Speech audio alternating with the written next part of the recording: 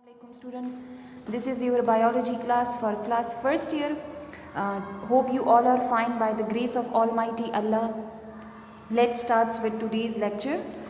And as we had started about importance of fungi in our class, but now we are proceeding with the rest of the importance of fungi, that which important relationship is done by or is played by fungi in our environment, and all aspects we will study one by one. So first of all, let's start with the symbiosis. That what is symbiosis? Fungi develop symbiotic associations with other organisms, lichens and mycorrhiza. जैसे कि मैंने आपको class में बताया है कि symbiosis उस relation को कहते हैं जिसमें ऑर्गेनिज्म यानी जो फंजाई जिस ऑर्गेनिज्म के साथ रिलेशन बनाता है तो वो उसको फ़ायदा पहुंचाता है, उसको बेनिफिट पहुंचाता है। ऐसा रिलेशन जिसमें ना तो फंजाई को नुकसान हो ना तो किसी दूसरी ऑर्गेनिज्म को नुकसान हो, तो उसको हम कहते हैं कि this relation come in symbiotic associations. और कलेक्टिवली हम जो टर्मिनोलॉजी या टर्म का इस्तेमाल करते हैं इसके लिए वो हमारे पास सिम्बियोसिस कहलाई जाती है। According to symbiosis, fungi possess two types of relationship. One is called as lichens and the other one is called as mycorrhiza. यानी सिम्बियोसिस के अकॉर्डिंग जो है वो फंजाई दो तरह के रिलेशनशिप बनाता है, एक को लाइकन्स कहते हैं, एक को माइक्रोराइजा कहते हैं। Now what is this lichen? In lichens, fungi develop symbiotic association with alga in which alga is photosynthetic partner. मतलब इस डेफिनेशंस के मुताबिक जो लाइकन्स हैं, फंजाई जो है वो सिम्बियोटिक एसोसिएशन बनाता है एल्गी के साथ, जिसमें एल्गी जो है वो फोटोसिंथेटिक पार्टनर कहलाया जाता है। आपके साथ मैंने क्लास में भी ये थोड़ा सा जो था वो बोर्ड में डिस्कस किया था कि जो लाइकन्स है या माइक्रोराइजा है ये हमारे पास डिपेंड करता है फंजाई के ऊपर। जैसे अगर फॉर एग्जांपल फंजाई ने एल्गी के साथ रिलेशन बनाया है तो उसको हम कहेंगे कि ये लाइकन्स है। एल्गी कोई सी ग्रुप से बिलोंग करती है, ज़रूरी नहीं है कि सिर्फ क्लोरोफाइटा हो, ये एल्गी यहाँ पर साइनोफाइटा भी हो सकती है, क्लोरोफाइटा भी हो सकती है, किसी भी ग्रुप से बिलोंग कर सकती है एल्गी, इसका कोई रिस्ट्रिक्ट या स्पेसिफिक ग्रुप नहीं है। एल्गी जब फोटोसिंथेटिक पार्टनर है, क्योंकि आपको पता है कि एल्गी के अंदर जो है वो क्लोरोप्लास्ट मौजूद है, तो इसलिए जो है वो एल्गी को फोटोसिंथेटिक पार्टनर कंसिडर किया जाता है। अब कैसे ये साइकिल स्टार्ट होता है, किस तरह से ये साइकिल बनता है, let me explain further in diagram. This is a common structure और common diagram of the relationship between fungi and algae. This is the hyphae of the fungi. As I mentioned here, hyphae of the fungus makes a waterproof barrier. ये हमारे पास hyphae है and in the rest of the second portion is the alga cells with chloroplast. और ये आपको जो rounded cells नज़र आ रही हैं ये algae के cells हैं जिसके अंदर chloroplast मौजूद है। अब ये किस तरह से relation बनता है? Fungi penetrate deep its hyphae inside the algae. यानी फंजाई जो है वो अपनी हाइफे को पेनिट्रेट करता है inside the algal cells, inside the algae, inside the alga, inside the algae. Algae के अंदर जो है वो पेनिट्रेट करता है, ठीक है, अपने हाइफे को। और फिर क्या होता है कि ये हाइफे को प्रोवाइड करता है न्यूट्रंस, ठीक है। यानी फंजाई ने एल्गी के साथ एसोसिएशन बनाया, एल्गी की क्लोरोप्लास्ट, ठीक है, उसके साथ कनेक्टेड हो गया। फंजाई अपने हाइफे से एल्गी के सेल्स को न्यूट्रंस देता है और साथ ही साथ जो है यू कैन से एल्गी जो है बायोलॉजिकल इंडिकेशंस भी देता है ताकि वो ऑर्गेनिक सब्सटेंसेस को प्रोड्यूस कर सकें। समझ में आ रहे हैं आपको कि किस तरह से ऑर्गेनिक सब्सटेंसेस, एल्गी के अंदर क्लोरोप्लास्ट है तो ऑर्गेनिक सब्सटेंसेस से क्या मुराद, ऑर्गेनिक सब्सटेंसेस से मुराद कि उसके अंदर जो है वो ऑर्गेनिक कंपाउंड यानी ग्लूकोज की फॉर्मेशन होगी, एनर्जी जो है वो प्रोड्यूस होगी। तो इस तरह से एक बैलेंस रहता है इन्वायरमेंट में। और लाइकन्स को हम पायोनियर्स भी कहते हैं, ये हार्श इन्वायरमेंट में भी जो है वो ग्रो करते हैं क्योंकि इनके स्ट्रक्चर के अंदर रिस्पेक्टिव बेसिक डिफरेंट अमाउंट के पिगमेंट्स पाए जाते हैं जिनका कलर वेरियस होता है।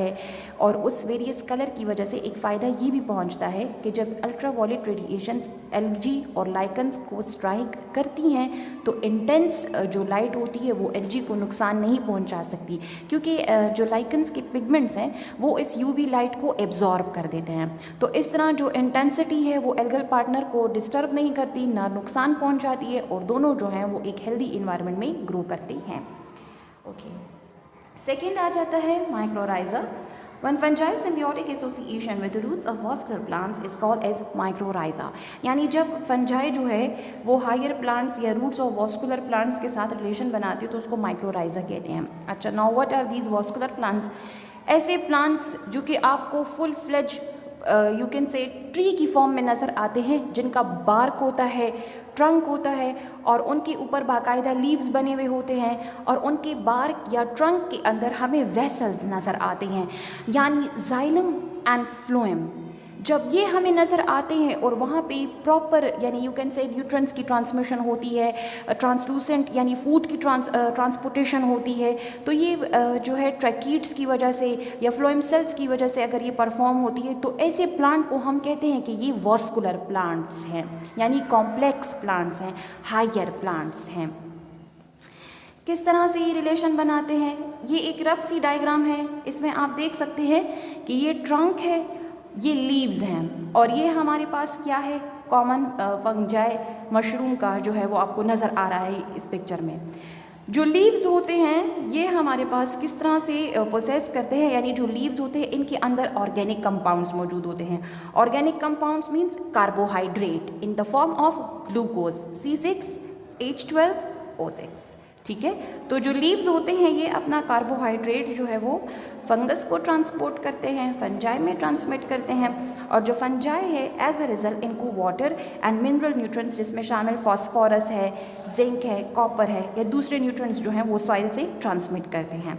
अच्छा, इस रिलेशन में आपको ये ब्लू डॉटेड लाइन नज़र आ रही है और ये साथ इसके रूट्स नज़र आ रहे हैं. इसका मतलब ये है कि जो फंजाई है इसने increase amount of area inside the soil occupy किया हुआ होता है, यानी फुल फ्लेज ये जो है रूट्स के साथ जो है वो इससे प्लांट यानी ट्री के साथ जो है वो इस तक इसकी रूट्स फैली हुई होती हैं और यहाँ से जो है वो डायरेक्ट वाटर और मिनरल या न्यूट्रिएंट्स जो हैं वो प्लांट की बॉडी में शिफ्ट होते हैं और प्लांट की बॉडी से फंजाई को जो है वो कार्बोहाइड्रेट मिलता है. तो इस तरह की जो रिलेशन है वो हमारे पास माइक्रोराइजा कहलाया जाता है.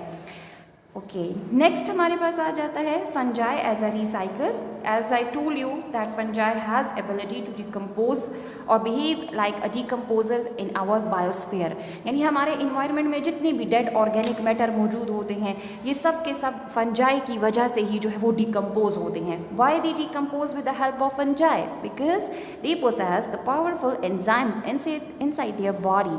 यानी फंजाई के अंदर जो है वो पावरफुल एंजाइम्स मौजूद होते हैं जिसकी वजह से जो डेड ऑर्गेनिक मैटर है उसकी डिस्ट्रक्शन स्टार्ट हो जाती है. अच्छा, अब ज़रूरी तो नहीं है कि हमारे पास स्मॉल अमाउंट के जो ऑर्गेनिज्म हैं वो जो हैं वो डेड ऑर्गेनिक मैटर में जाएं या स्मॉल अमाउंट के ऑर्गेनिज्म जो हैं वो एनवायरनमेंट से रिमूव हो जाएं. हमारे पास कुछ ऐसे ऑर्गेनिज्म हैं जो कि वुड की फॉर्म में एग्जिस्ट करते हैं, यानी I am talking about the huge bark. जो ट्रंक आपको नज़र आता है, जो वुड आपको नज़र आती है, तो इसके अंदर जो है वो लेगनीन मौजूद होता है. अब लेगनीन क्या है? लेगनीन जो तमाम वुडी प्लांट्स होते हैं उनके अंदर मौजूद होता है. अब ऑब्वियसली इसकी भी तो डिकेइंग होती है, इसको डिके करना थोड़ा मुश्किल होता है. तो जो फंजाई की ऑर्गेनिज्म होते हैं वो इसकी डिकेइंग जो है वो स्टार्ट करते हैं with the help of enzymes.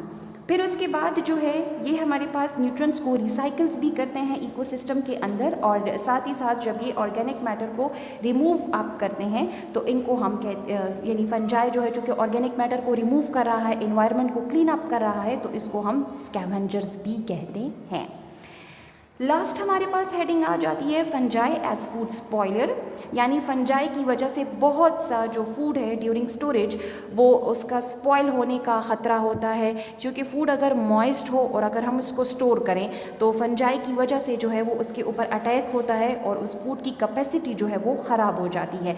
जैसे जैम्स हैं, प्रिकल्स हैं या इसके अलावा ब्रेड है, ठीक है, तो इसके ऊपर जब फंजाई अटैक करता है तो वही प्रॉपर माइसेलियम की पेनिट्रेशन होती है और उसके अंदर जो है वो ऐसे कार्सिनोजेनस या पॉइजनस सब्सटेंसेस को प्रोड्यूस करता है जिसकी वजह से जो फूड है अनप्लेटेबल बन जाता है, यानी अनप्लेजेंट टू टेस्ट उसका ख़राब हो जाता है और फूड की क्वालिटी जो है वो बिल्कुल खाने के लिए नहीं रहती.